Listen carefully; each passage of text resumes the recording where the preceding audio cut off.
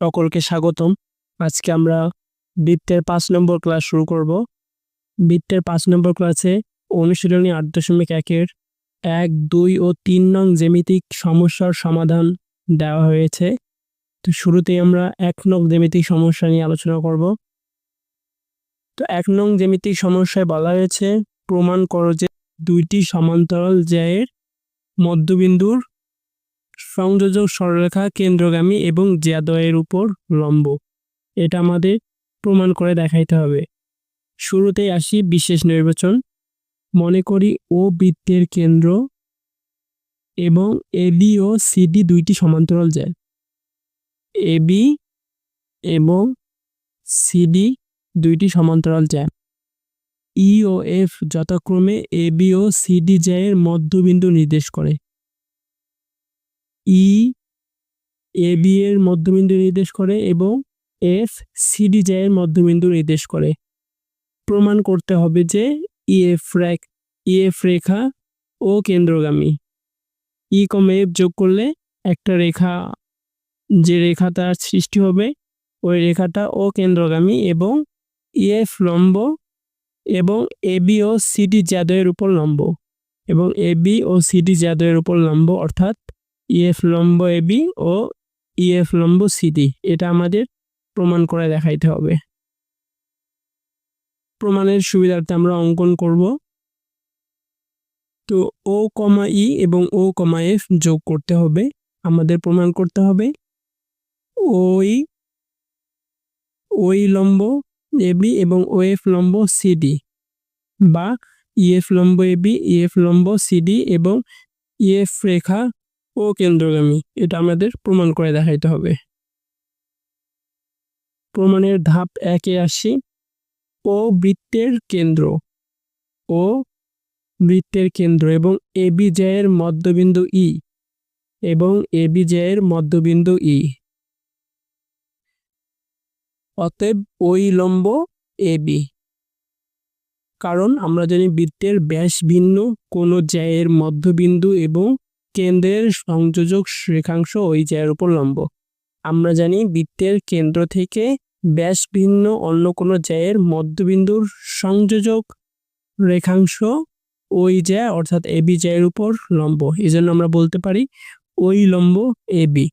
এটা আমরা উপপাদ্য সূত্রতে দেখে এসেছি, যে সেখানে আমরা প্রমাণ করেছি বৃত্তের কেন্দ্র ও ব্যাস ভিন্ন অন্য কোনো জ্যায়ের মধ্যবিন্দুর সংযোজক রেখাংশ ওই জ্যায়ের উপর লম্ব।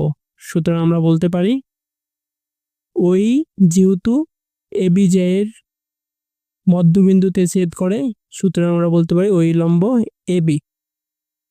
এরপরে আসি আবার ও বৃত্তের কেন্দ্র এবং সিডি জ্যায়ের মধ্যবিন্দু এফ। অনুরূপভাবে ও বৃত্তের কেন্দ্র এবং সিডি জ্যায়ের মধ্যবিন্দু এফ।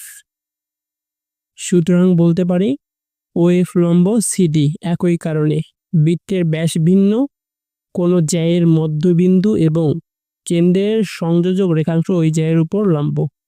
বৃত্তের ব্যাস ভিন্ন অন্য কোনো জ্যা সিডির মধ্যবিন্দুর এবং কেন্দ্রের সংযোজক রেখাংশ সিডি জ্যায়ের উপর লম্ব হবে। এরপরে ধাপ 2-এ আসি। যেহেতু ওই লম্ব এবি ও ওএফ লম্ব সিডি, আমরা এটা ধাপ 1-এই দেখে এসেছি যে ওই লম্ব এবি এবং ওএফ লম্ব সিডি, অর্থাৎ ওই এবং ওএফ কেন্দ্র ও বিন্দু হতে যথাক্রমে এবি ও সিডি জ্যায়ের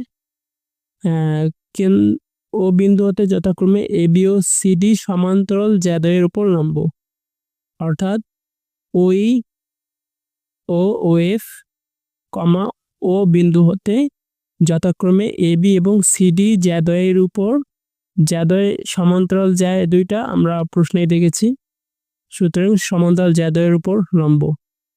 সুতরাং ওই এবং ওএফ একই সরলরেখায় অবস্থিত। যেহেতু ওই এবি জ্যায়ের উপর লম্ব এবং ওএফ সিডি জ্যায়ের উপর লম্ব, সুতরাং আমরা বলতে পারি ওই এবং ওএফ একই সরলরেখায় অবস্থিত হবে, অর্থাৎ ইএফ কেন্দ্রগামী, অর্থাৎ ইএফ রেখাংশ কেন্দ্রগামী। এবং এবি ও সিডি জ্যায়ের উপর লম্ব। যেহেতু ইএফ কেন্দ্রগামী এবং আমরা জানি ওই এবি জ্যায়ের উপর লম্ব এবং ওএফ সিডি জ্যায়ের উপর লম্ব, এখানে ওই লম্ব এবি, ওএফ লম্ব সিডি, সুতরাং ওই এবং ওএফ দুইটাই যেহেতু লম্ব, সুতরাং এই দুইটা লম্ব মিলে একই সরলরেখা অবস্থিত হবে এবং ইএফ রেখাংশ এবি এবং সিডি সমান্তরাল জ্যাদ্বয়ের উপর লম্ব হবে। সুতরাং আমাদের প্রশ্নে যেটা প্রমাণ করতে বলা হয়েছিল সেটা আমরা প্রমাণ করতে পেরেছি। এখানে বলা হয়েছিল প্রমাণ করো যে দুইটি সমান্তরাল জ্যায়ের মধ্যবিন্দুর সংযোজক সরলরেখা কেন্দ্রগামী এবং জ্যাদ্বয়ের উপর লম্ব। সুতরাং আমরা এই প্রমাণটাই করতে পেরেছি। এরপরে আসি 2 নং জ্যামিতিক সমস্যায়। 2 নং জ্যামিতিক সমস্যায় বলা হয়েছে কোন বৃত্তের এবি এবং এসি যা দুইটি এ বিন্দুগামী ব্যাসার্ধের সাথে সমান কোণ উৎপন্ন করে, প্রমাণ করো যে এবি সমান এসি। কোন বৃত্তের এবি এবং এসি যা দুইটি এ বিন্দুগামী ব্যাসার্ধের সাথে কোন বৃত্তের এবি এবং এসি যা দুইটি এ বিন্দুগামী ব্যাসার্ধের সাথে সমান কোণ উৎপন্ন করে, প্রমাণ করো যে এবি সমান এসি। এখানে চিত্র দেখলে আমরা বুঝতে পারবো কোন বৃত্তের এবি এবং এসি যা দুইটি এ বিন্দুগামী ব্যাসার্ধের সাথে সমান কোণ উৎপন্ন করে, এ বিন্দুগামী ব্যাসার্ধের সাথে সমান কোণ উৎপন্ন করে, অর্থাৎ এই কোণ এবং এই কোণ সমান। প্রমাণ করতে হবে যে এবি সমান এসি। শুরুতেই আমরা বিশেষ নির্বাচনে আসি। বিশেষ নির্বাচনে বলা হয়েছে ও কেন্দ্র বিশিষ্ট বৃত্তের এবি এবং এসি যা দুইটি এ বিন্দুগামী ব্যাসার্ধের সাথে সমান কোণ উৎপন্ন করে। এখানে সমান কোণের চিহ্ন দিয়ে বোঝানো হয়েছে যে কোণ ওএসি এবং ওএবি সমান ব্যাসার্ধের সাথে সমান কোণ উৎপন্ন করে, অর্থাৎ ওএবি কোণ সমান ওএসি কোণ। প্রশ্নানুসারে প্রমাণ করতে হবে যে এবি সমান এসি। প্রমাণ করার সুবিধার্থে আমাদের অঙ্কন করতে হবে ওএম লম্ব এবি এবং ওএন লম্ব এসি অঙ্কন করি। ওএম লম্ব এবি এবং ওএন লম্ব এসি অঙ্কন করি, অর্থাৎ ওএন এসি জ্যায়ের উপর লম্ব এবং ওএম এবি জ্যায়ের উপর লম্ব। তারপরে প্রমাণে আসি ধাপ 1-এ। আমরা জানি বৃত্তের কেন্দ্র থেকে ব্যাস ভিন্ন কোন জ্যায়ের উপর অঙ্কিত লম্ব ওই জ্যাকে সমদ্বিখণ্ডিত করে। আমরা জানি বৃত্তের কেন্দ্র থেকে ব্যাস ভিন্ন কোন জ্যায়ের উপর অঙ্কিত লম্ব ওই জ্যাকে সমদ্বিখণ্ডিত করে। ব্যাস ভিন্ন অন্য কোন জ্যা এসির উপর বৃত্ত থেকে ওএন লম্ব আঁকা হয়েছে, এজন্য ওএন লম্ব এসি জ্যাকে সমদ্বিখণ্ডিত করে। এটা আমরা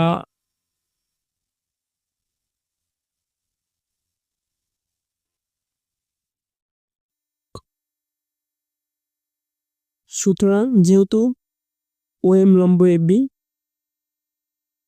সুতরাং এম সমান বিএম। যেহেতু ওএম লম্ব এবি জ্যায়ের উপর লম্ব, সুতরাং আমরা বলতে পারি এম সমান বিএম অথবা এম সমান হাফ এবি। যেহেতু এম সমান বিএম, সুতরাং এম হবে এবি এর অর্ধেক। অনুরূপভাবে ওএন লম্ব এসি হওয়ায় এন সমান সিএল অথবা এন সমান হাফ এসি। যেহেতু এন সমান সিএন, সুতরাং এন হবে এসি এর অর্ধেক। তারপর আসি প্রমাণে। ধাপ 2-এ বলা হয়েছে ত্রিভুজ ও এ এম ও ত্রিভুজ ও এ এন এ কোণ ও এ এম সমান কোণ ও এ এন। প্রশ্ন অনুসারে আমাদের প্রশ্ন অনুসারে বলা হয়েছিল যে কোনো বৃত্তের এ বি এবং এসি যা দুইটি এই বিন্দুগামী ব্যাসার্ধের সাথে সমান কোণ উৎপন্ন করে, এই জন্য আমরা বলতে পারি এই কোণ এবং এই কোণ সমান, সেটাই বলা হয়েছে এখানে। তারপরে কোণ ও এম এ, কোণ ও এম এ সমান কোণ ও এন এ, উভয়ই সমকোণ। যেহেতু আমরা ও এন লম্ব এবং ও এম লম্ব এঁকেছি, সুতরাং এই কোণ এবং এই কোণ সমকোণ হবে, যেটা আমরা অঙ্কনে করেছিলাম। সুতরাং কোণ এ ও এম সমান কোণ এ ও এন, যেহেতু ত্রিভুজের তিন কোণের সমষ্টি 180 ডিগ্রি। এখানে লক্ষ্য করো, এই ত্রিভুজ ও এ এম এবং ত্রিভুজ ও এ এন এ এই কোণ, এ কোণ সমান এই কোণ, আবার এই কোণ সমান এই কোণ, সুতরাং অটোমেটিক্যালি এই কোণ এবং এই কোণ সমান হবে। সেটা এখানে দেখানো হয়েছে যে কোণ এ ও এম সমান কোণ এ ও এন। আমরা জানি ত্রিভুজের তিন কোণের সমষ্টি 180 ডিগ্রি। এবং ও এ সমান ও এ সমান ও এ সাধারণ বাহু। অতএব ত্রিভুজ ও এ এম সর্বসম ত্রিভুজ ও এ এন কোণ বাহু কোণ উপপাদ্য। আমরা ক্লাস 7-এর কোণ বাহু কোণ উপপাদ্যতে দেখি, যদি একটি ত্রিভুজের দুইটি কোণ ও কোণ সংলগ্ন বাহু যথাক্রমে অপর একটি ত্রিভুজের দুইটি কোণ ও কোণ সংলগ্ন বাহুর সমান হয়, তবে ত্রিভুজ দুইটি সর্বসম হবে। এখানে এই ত্রিভুজ এবং এই ত্রিভুজের এই কোণ এবং এই কোণ সমান, এই কোণ এবং এই কোণ সমান, এবং কোণ দুইটা সংলগ্ন বাহু বিসি এবং এফ সমান, সুতরাং ত্রিভুজ দুইটা সর্বসম হবে।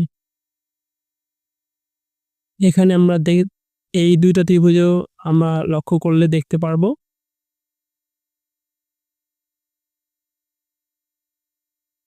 যে ত্রিভুজ দ্বয়ের মধ্যে কোণ ও এ এম সমান কোণ ও এ এন, এবং আমরা যেটা বের করলাম কোণ এ ও এম এই কোণ এবং কোণ এ ও এন এই কোণ সমান, এবং এদের সংলগ্ন বাহু ও এ সমান ও এ, সুতরাং আমরা বলতে পারি ত্রিভুজ দুইটা সর্বসম, যেহেতু কোণ বাহু কোণ উপপাদ্য থেকে আমরা লক্ষ্য করি। অতএব এম সমান এন সর্বসম ত্রিভুজের অনুরূপ বাহু এবং অনুরূপ কোণগুলো সর্বদাই সমান হবে, সুতরাং আমরা বলতে পারি এম সমান এন। এখানে এম সমান হাফ এ বি, এম সমান হাফ এ বি এবং এন সমান হাফ এসি, আমরা ধাপ 1 হতে পাই। এই যে ধাপ 1-এ দেওয়া আছে এম সমান হাফ এ বি এবং এন সমান হাফ এসি, সুতরাং আমরা ধাপ 1 হতে পাই। তারপরে আবার এম সমান এন, ধাপ 2 হতে পাই এম সমান এন, সুতরাং এম এর মান আমরা হাফ এ বি বসাই এবং এন এর মান হাফ এসি, উভয় পক্ষ থেকে হাফ বাদ দিলে থাকে এ বি সমান এসি, যেটা আমাদের প্রমাণ করতে বলা হয়েছিল সেটা প্রমাণ করতে পেরেছি আমরা। এরপরে জ্যামিতিক সমস্যা 3-এ আসি। কোনো বৃত্ত একটি সমকোণী ত্রিভুজের শীর্ষ বিন্দুগুলো দিয়ে যায়, দেখাও যে বৃত্তটির কেন্দ্র ও ত্রিভুজের মধ্যবিন্দু। কোনো বৃত্ত একটি সমকোণী ত্রিভুজের যে 3টা শীর্ষবিন্দু আছে সেই 3টা শীর্ষবিন্দুগুলো দিয়ে যায়, দেখাও যে বৃত্তটির কেন্দ্র ও ত্রিভুজের মধ্যবিন্দু। এটা আমাদের প্রমাণ করতে হবে। তো বিশেষ নির্বাচনে আসি। মনে করি ও